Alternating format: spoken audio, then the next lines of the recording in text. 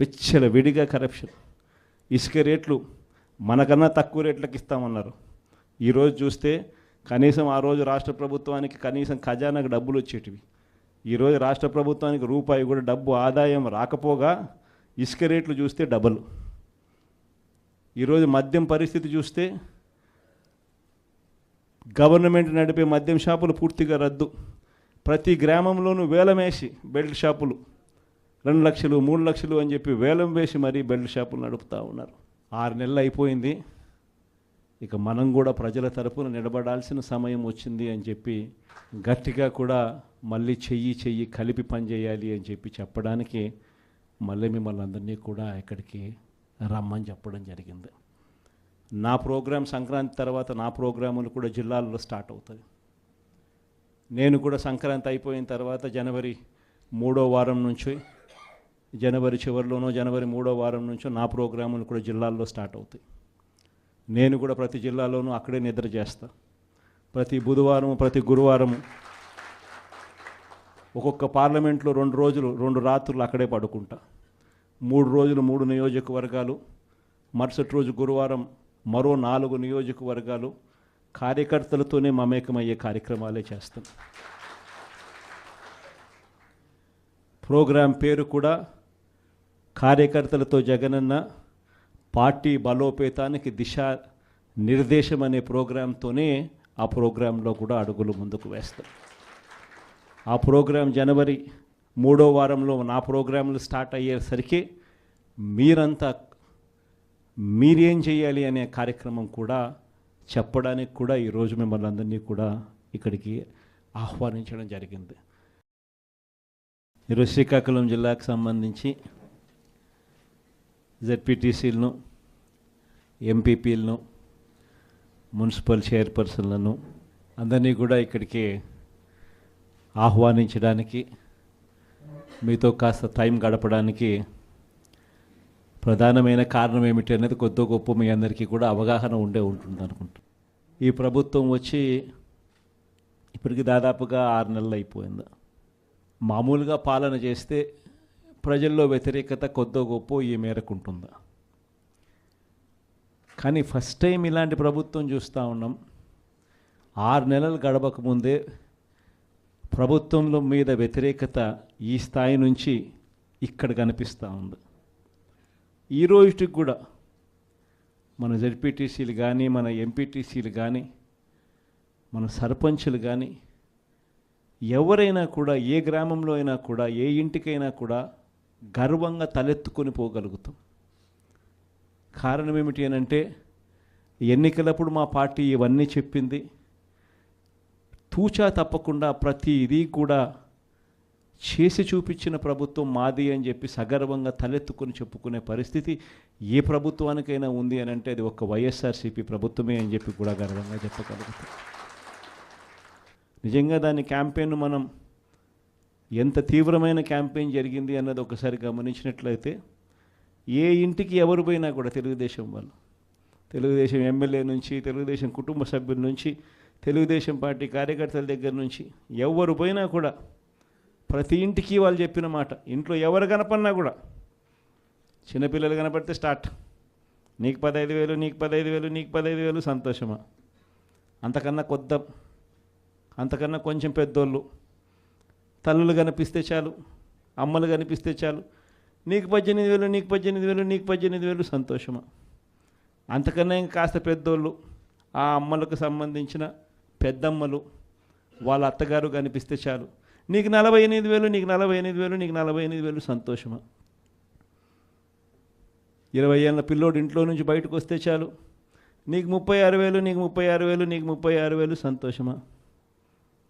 ఇంట్లో నుంచి రైతు కండువా వేసుకొని బయటకు వస్తే చాలు, నీకు 20,000, నీకు 20,000, నీకు 20,000, సంతోషమా అనే మాటలు ఈ రోజుకి కూడా నా దగ్గరికి మన ఎమ్మెల్యేలు కూడా నా దగ్గరికి వచ్చి చెప్పారు. చాలామంది కూడా చెప్పినారు, అన్న ఈ రకంగా చెప్తా ఉన్నారన్న, మనమేమో కుటుంబం మొత్తానికి సహాయం మనం చేస్తూ ఉంటే వీళ్ళు ఇంట్లో ఉన్న ప్రతి ఒక్కరికి కూడా మేము చేస్తాము అని చెప్పి చెప్పడం మొదలు పెడతా ఉన్నారు.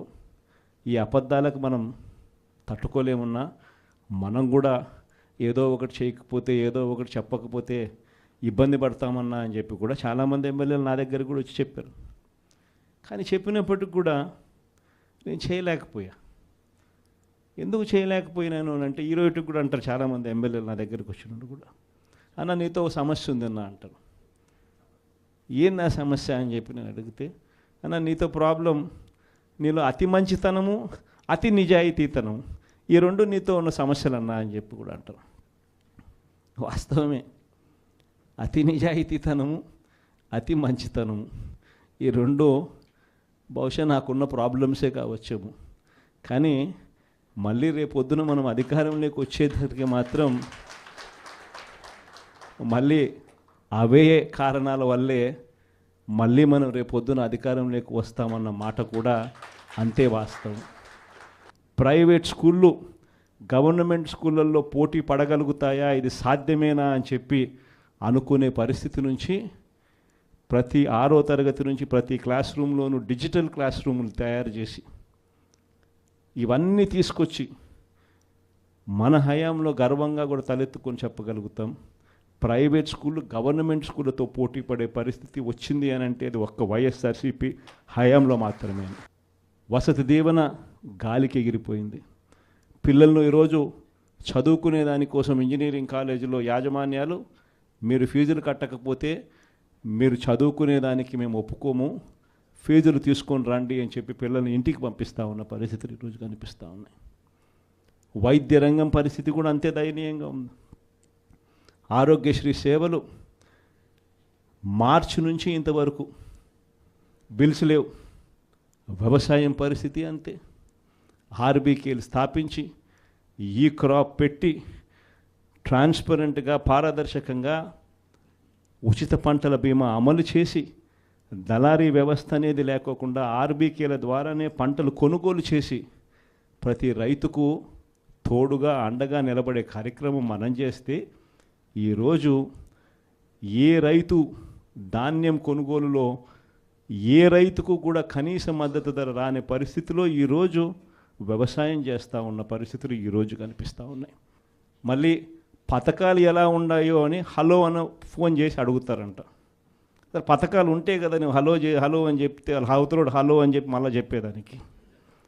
పథకాలు లేవు, ఫోన్ చేసి నువ్వు హలో చెప్తున్నావు. అది పరిస్థితి. ఇంత దారుణమైన పరిస్థితుల్లో ఒకవైపున ఉంటే మరోవైపున చూస్తే విచ్చలవిడిగా కరప్షన్. ఇసుక రేట్లు మనకన్నా తక్కువ రేట్లకు ఇస్తామన్నారు. ఈరోజు చూస్తే కనీసం ఆ రోజు రాష్ట్ర ప్రభుత్వానికి కనీసం ఖజానాకు డబ్బులు వచ్చేటివి. ఈరోజు రాష్ట్ర ప్రభుత్వానికి రూపాయి కూడా డబ్బు ఆదాయం రాకపోగా ఇసుక రేట్లు చూస్తే డబల్. ఈరోజు మద్యం పరిస్థితి చూస్తే గవర్నమెంట్ నడిపే మద్యం షాపులు పూర్తిగా రద్దు. ప్రతి గ్రామంలోనూ వేలం వేసి బెల్ట్ షాపులు 2 లక్షలు 3 లక్షలు అని చెప్పి వేలం వేసి మరీ బెల్ట్ షాపులు నడుపుతూ ఉన్నారు. 6 నెలలు అయిపోయింది. ఇక మనం కూడా ప్రజల తరపున నిలబడాల్సిన సమయం వచ్చింది అని చెప్పి గట్టిగా కూడా మళ్ళీ చెయ్యి కలిపి పనిచేయాలి అని చెప్పి చెప్పడానికి మళ్ళీ మిమ్మల్ని అందరినీ కూడా ఇక్కడికి రమ్మని చెప్పడం జరిగింది. నా ప్రోగ్రాం సంక్రాంతి తర్వాత నా ప్రోగ్రాములు కూడా జిల్లాల్లో స్టార్ట్ అవుతుంది. నేను కూడా సంక్రాంతి అయిపోయిన తర్వాత జనవరి 3వ వారం నుంచి జనవరి చివరిలోనో జనవరి 3వ వారం నుంచో నా ప్రోగ్రాములు కూడా జిల్లాల్లో స్టార్ట్ అవుతాయి. నేను కూడా ప్రతి జిల్లాలోనూ అక్కడే నిద్ర చేస్తా. ప్రతి బుధవారం ప్రతి గురువారము ఒక్కొక్క పార్లమెంట్లో 2 రోజులు 2 రాత్రులు అక్కడే పడుకుంటా.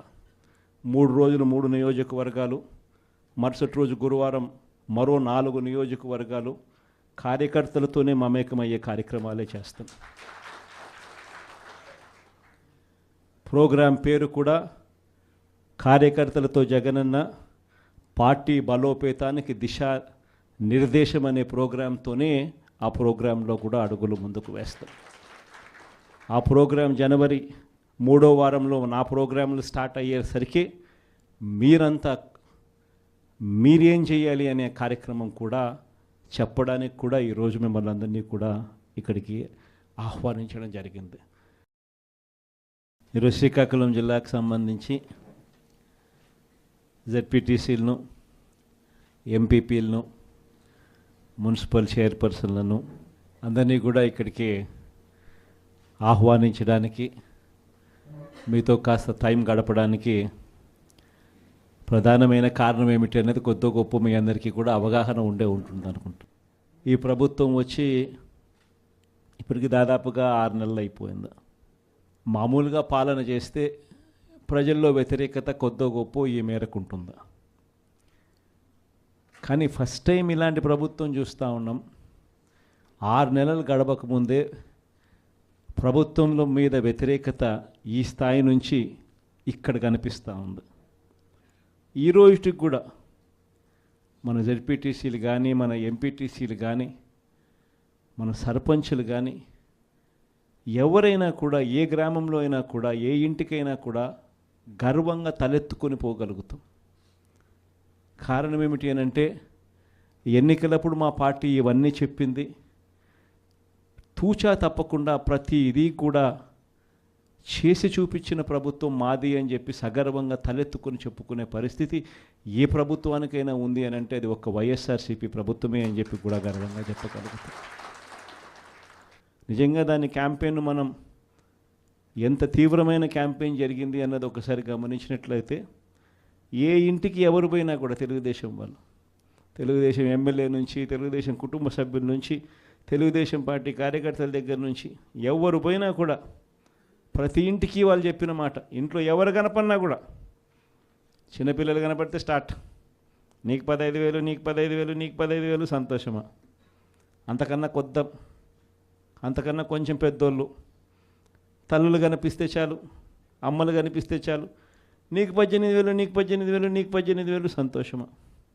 అంతకన్నా ఇంకా కాస్త పెద్దోళ్ళు, ఆ అమ్మలకు సంబంధించిన పెద్దమ్మలు, వాళ్ళ అత్తగారు కనిపిస్తే చాలు, నీకు 48,000, నీకు 48,000, నీకు 48,000, సంతోషమా? 20 ఏళ్ళ పిల్లోడు ఇంట్లో నుంచి బయటకు వస్తే చాలు, నీకు 36,000, నీకు 36,000, నీకు 36,000, సంతోషమా? ఇంట్లో నుంచి రైతు కండువా వేసుకొని బయటకు వస్తే చాలు, నీకు 20,000, నీకు 20,000, నీకు 20,000, సంతోషమా అనే మాటలు ఈ రోజుకి కూడా నా దగ్గరికి మన ఎమ్మెల్యేలు కూడా నా దగ్గరికి వచ్చి చెప్పారు. చాలామంది కూడా చెప్పినారు, అన్న ఈ రకంగా చెప్తా ఉన్నారన్న, మనమేమో కుటుంబం మొత్తానికి సహాయం మనం చేస్తూ ఉంటే వీళ్ళు ఇంట్లో ఉన్న ప్రతి ఒక్కరికి కూడా మేము చేస్తాము అని చెప్పి చెప్పడం మొదలు పెడతా ఉన్నారు. ఈ అబద్ధాలకు మనం తట్టుకోలేమున్నా, మనం కూడా ఏదో ఒకటి చేయకపోతే, ఏదో ఒకటి చెప్పకపోతే ఇబ్బంది పడతామన్నా అని చెప్పి కూడా చాలామంది ఎమ్మెల్యేలు నా దగ్గర కూడా వచ్చి చెప్పారు. కానీ చెప్పినప్పటికి కూడా నేను చేయలేకపోయా. ఎందుకు చేయలేకపోయినాను అని అంటే, ఈ రోజుకి కూడా అంటారు చాలామంది ఎమ్మెల్యేలు నా దగ్గరికి వచ్చినప్పుడు కూడా, అన్న నీతో ఒక సమస్య ఉందన్న అంటారు. ఏంది ఆ సమస్య అని చెప్పి నేను అడిగితే, అన్న నీతో ప్రాబ్లం, నీలో అతి మంచితనము, అతి నిజాయితీతనం, ఈ రెండు నీతో ఉన్న సమస్యలు అన్నా అని చెప్పి కూడా అంటారు. వాస్తవమే, అతి నిజాయితీతనము, అతి మంచితనము, ఈ రెండు బహుశా నాకున్న ప్రాబ్లమ్సే కావచ్చేమో. కానీ మళ్ళీ రేపొద్దున మనం అధికారంలోకి వచ్చేసరికి మాత్రం మళ్ళీ అవే కారణాల వల్లే మళ్ళీ మనం రేపొద్దున అధికారంలోకి వస్తామన్న మాట కూడా అంతే వాస్తవం. ప్రైవేట్ స్కూళ్ళు గవర్నమెంట్ స్కూళ్ళల్లో పోటీ పడగలుగుతాయా, ఇది సాధ్యమేనా అని చెప్పి అనుకునే పరిస్థితి నుంచి ప్రతి 6వ తరగతి నుంచి ప్రతి క్లాస్ రూమ్లోనూ డిజిటల్ క్లాస్ రూములు తయారు చేసి ఇవన్నీ తీసుకొచ్చి మన హయాంలో గర్వంగా కూడా తలెత్తుకొని చెప్పగలుగుతాం. ప్రైవేట్ స్కూళ్ళు గవర్నమెంట్ స్కూళ్ళతో పోటీ పడే పరిస్థితి వచ్చింది అని అంటే అది ఒక్క వైఎస్ఆర్సీపీ హయాంలో మాత్రమే. వసతి దీవెన గాలికి ఎగిరిపోయింది. పిల్లలను ఈరోజు చదువుకునే దానికోసం ఇంజనీరింగ్ కాలేజీలో యాజమాన్యాలు, మీరు ఫీజులు కట్టకపోతే మీరు చదువుకునేదానికి మేము ఒప్పుకోము, ఫీజులు తీసుకొని రండి అని చెప్పి పిల్లల్ని ఇంటికి పంపిస్తూ ఉన్న పరిస్థితులు ఈరోజు కనిపిస్తూ ఉన్నాయి. వైద్య రంగం పరిస్థితి కూడా అంతే దయనీయంగా ఉంది. ఆరోగ్యశ్రీ సేవలు మార్చి నుంచి ఇంతవరకు బిల్స్ లేవు. వ్యవసాయం పరిస్థితి అంతే. ఆర్బీకేలు స్థాపించి ఈ క్రాప్ పెట్టి ట్రాన్స్పరెంట్గా, పారదర్శకంగా ఉచిత పంటల బీమా అమలు చేసి దళారీ వ్యవస్థ అనేది లేకోకుండా ఆర్బీకేల ద్వారానే పంటలు కొనుగోలు చేసి ప్రతి రైతుకు తోడుగా అండగా నిలబడే కార్యక్రమం మనం చేస్తే ఈరోజు ఏ రైతు ధాన్యం కొనుగోలులో ఏ రైతుకు కూడా కనీస మద్దతు ధర రాని పరిస్థితిలో ఈరోజు వ్యవసాయం చేస్తూ ఉన్న పరిస్థితులు ఈరోజు కనిపిస్తూ ఉన్నాయి. మళ్ళీ పథకాలు ఎలా ఉన్నాయో అని హలో అని ఫోన్ చేసి అడుగుతారంట. పథకాలు ఉంటే కదా నువ్వు హలో అని చెప్తే అవతలోడు హలో అని చెప్పి మళ్ళీ చెప్పేదానికి. పథకాలు లేవు, ఫోన్ చేసి నువ్వు హలో చెప్తున్నావు. అది పరిస్థితి.